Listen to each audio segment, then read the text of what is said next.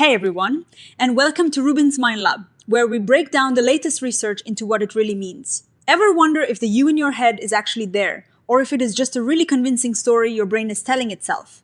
Most of the time we feel like there is someone in the driver's seat, a captain of the ship managing our thoughts and actions.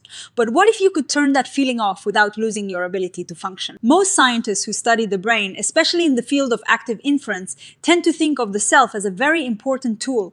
They call it the organismic self. It is basically the part of your brain that tracks where you end and the world begins. This is super helpful because it helps you survive. If your brain did not know your arm was yours, you might accidentally forget to feed yourself or walk into a wall. So the received wisdom is that if you get rid of this self, you become dysfunctional.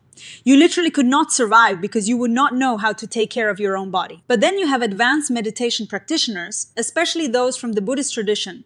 They claim to reach states they call awakening or enlightenment, where the sense of a permanent, solid self completely dissolves. And unlike what the scientists expect, these people do not stop functioning. They still hold jobs, have relationships, and navigate the world just fine. This creates a massive puzzle. How can you have zero sense of a self but still go about your day without falling apart? To fix this puzzle, these researchers propose that we are looking at the wrong thing. They argue that we need to distinguish between the organismic self, which is the functional part that keeps you alive, and what they call the identified with self. Think of identification as a psychological glue. It is that little voice inside that grabs onto thoughts, emotions, and memories and says, this is me or this is mine. The researchers suggest that you can get rid of that glue, that feeling of being a subject, while still keeping the organismic self in charge of your breathing and movement. When you identify with a thought, you are essentially getting lost in it.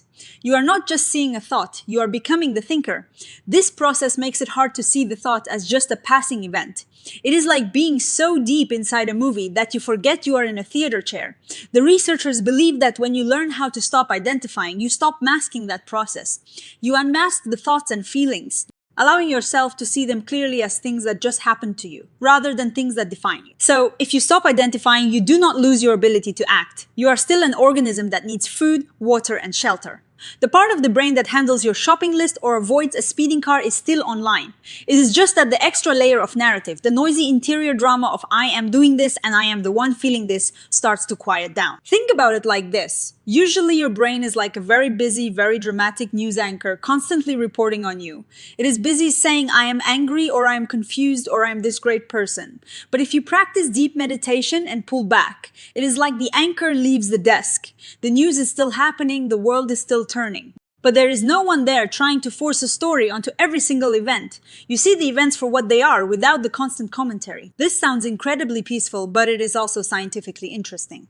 The paper suggests that when you stop identifying, you actually change how your brain processes information. Instead of being stuck in a high-level, complex loop of identifying with every thought, your brain gets better at dropping down to a simpler, more direct way of perceiving the world. It is like your brain stops working overtime. You use your high-level thinking only when you actually need it, rather than keeping it switched on all the time. This research is fascinating because it gives us a language to describe a very deep human experience. It takes what has often been seen as mystical and puts it into the framework of how our brains actually predict the world. My take on this is that it is a brilliant bridge between ancient wisdom and modern neuroscience. Most of us spend our lives feeling like we are trapped inside that news anchor booth. We get so caught up in the story of our lives that we lose touch with the simple reality of just being here. The strength of this paper is that it does not just say meditation is good for you. It explains why. It suggests that by loosening our identification, we might actually be gaining mental flexibility and clarity. The weakness, of course, is that these deep states of awakening are hard to study in a lab. How do you measure a lack of a self? We are still in the early days of this research. In the future, I would love to see more studies tracking how the brain changes in people who have spent years training these specific skills. This could have huge implications for things like anxiety and depression. If we can teach people to identify less with their negative thoughts, we might be able to help them feel more equanimity in their daily lives. So next time you feel that I am angry or I am tired, try taking a step back. Just watch the feeling. Do not feed it the story. Maybe you will find that the feeling is just a guess. And you are far more spacious than you ever realized. If you found this dive into the selfless brain as interesting as I did, make sure to like, comment, and hit that subscribe button to join us here at the lab. See you next time.